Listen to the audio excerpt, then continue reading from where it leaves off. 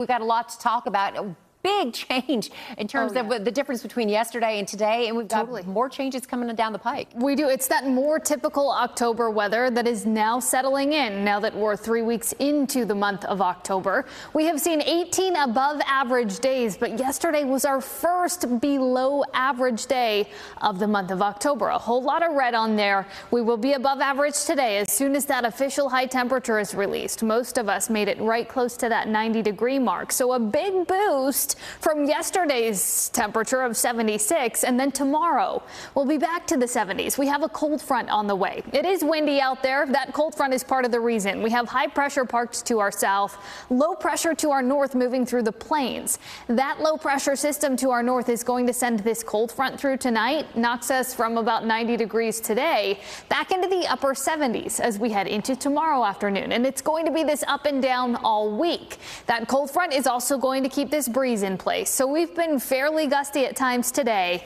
That will be the case into tomorrow as well. As that cold front moves through, our winds will just shift. Today they've been out of the south. Tomorrow those winds shift and they're coming in out of the north, which will give us that reinforcing shot of cooler air as we head into our Tuesday. And it'll also bring us that elevated risk of fire danger as we get into tomorrow.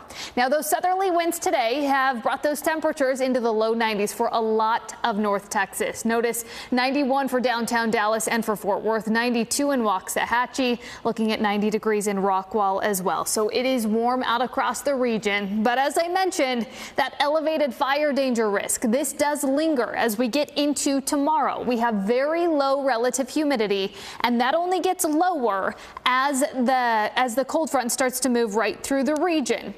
So that is going to bring us that additional breeze. A drop in temperatures helps things out a little bit, but because of that breeze and that very dry air, we will still be looking at that elevated grass fire risk as we get into tomorrow. It also knocks down our temperatures into tomorrow morning. We start the day off in the low 50s to our northwest, upper 60s still for our southeastern counties. So quite the temperature gradient there.